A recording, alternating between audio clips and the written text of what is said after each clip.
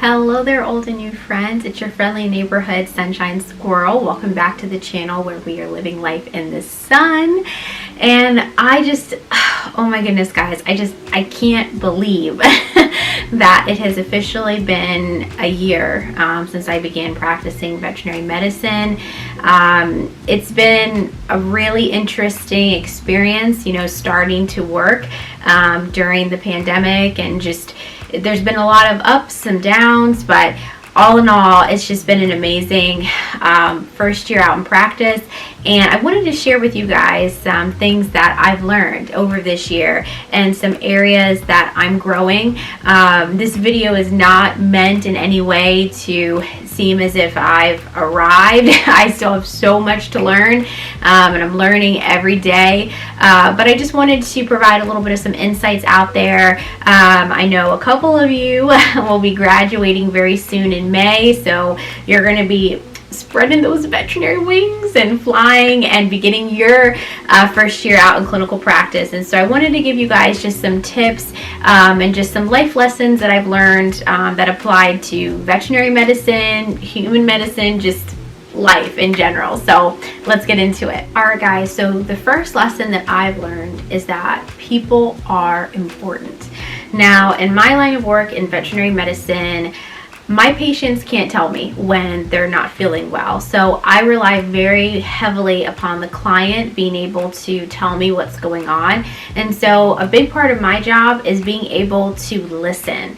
And a lot of times it's really easy to just kind of talk and ask the client a lot of questions, but it's harder to actually pause, to wait, and to listen and let the client tell you what's been going on, and in their own opinion, what they've seen and what they've noticed. A lot of times when I see a patient, or when we see patients, it's our first time ever meeting them. It's our first time ever seeing them. And so it's important to kind of lean into the client. They live with this patient 24/7. It's their baby and they know this patient way better than you ever could. Now, of course, you know the medical side of things. Of course, you're going to make the best recommendations based upon the education and experiences that you have, but it's really important to not discount what the client has to say.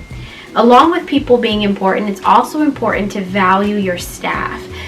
We can't do what we do as veterinarians without a solid support system around us. And so if you have members on your staff that have areas where they want to grow, it's important to push them along and to help them grow in those areas. If you see staff members that have the potential to do more and to go to higher levels, it's important for you to take time to train them, to take time aside to develop their learning. And like I said, this is something that I'm still learning and I'm still working on, but it's really important to value the people around you. All right, the second lesson that I've learned, guys, is to not take things personal.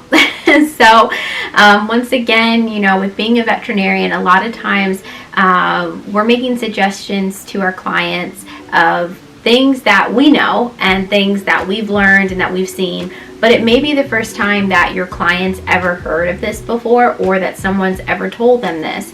And so it's important to be patient and to give your clients time to absorb what you're saying or what you're recommending. I've had to learn, my personality is very boom, boom, boom, get up and go, let's get this done, let's move on.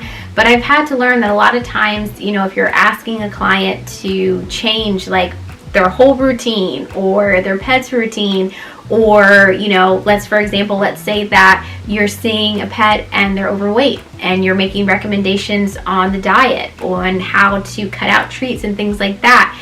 It's important to not overwhelm the client with all that information. It's important to give that client time to let that information absorb, and then understand that your client's probably going to have questions and you have to take the time out to answer those questions and to be there for them. So another advice I would give you guys, too, is that if you're giving a client information and they're giving you a lot of pushback, or they're seem like they're frustrated by what you're saying, don't take it personally, okay? A lot of times, when we are in the medical field, we have to deliver some very difficult news. We often have to have discussions that nobody would ever want to have with anyone.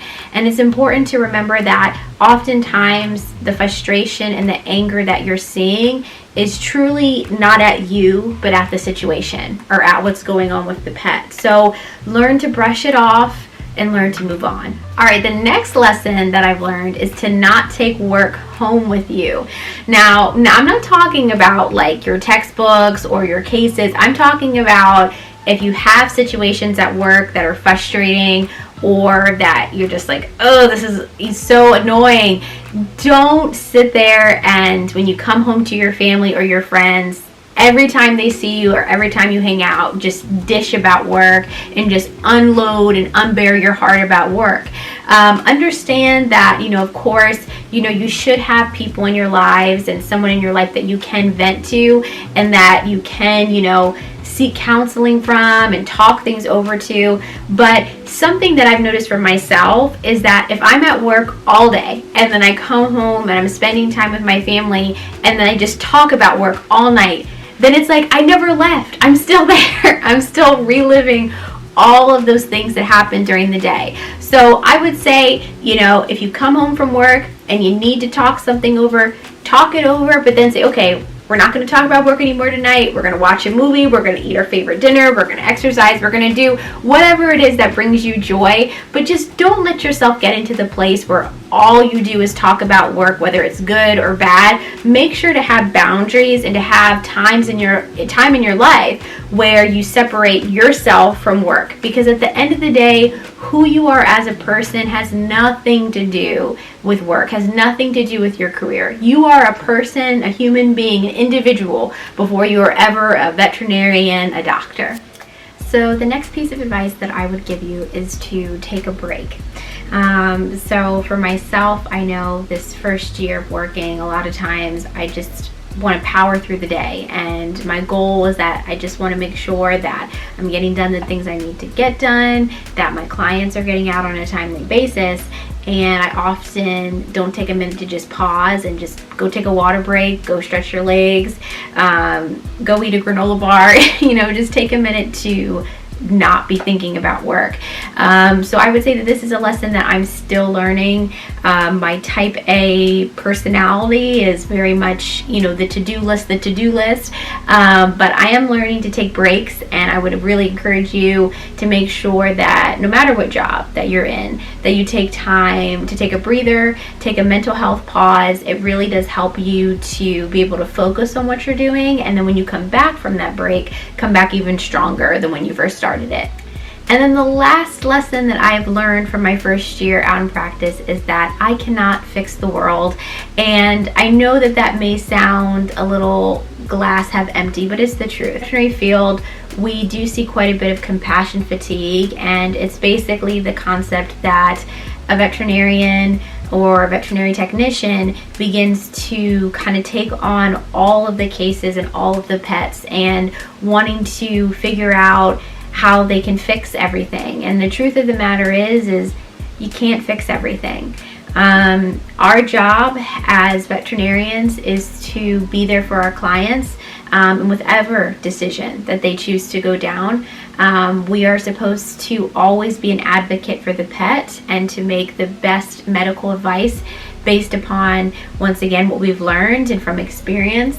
But we can't, unfortunately, do everything. And it's important to kind of know that balance and to know when to, to honestly just say, like, I'm taking too much on, or I'm trying to make everything perfect and make everything right, and that's just not the way life is. So I would say that this is a lesson that I am still learning and that I am still working through, but I have definitely learned that take one case at a time, take one patient at a time, do everything that you can for that patient, and then that's it. You do the best that you can do, and at the end of the day, that's where it is. That's all that our patients, that's all that our clients, that's all that anyone can ask from us is that we do our best. Well, I hope that you guys found this video a little bit enlightening. Just some lessons that I've learned so far. I'm excited to one day look back on this video and see all the other lessons that I've learned since making this video. Let me know in the comments below if you are a newbie vet and what lessons you've learned in this first couple years of practice, and what you're looking forward to learning in 2022. Please make sure to like this video and subscribe if you found it enjoyable, and I will see you guys next week. Bye!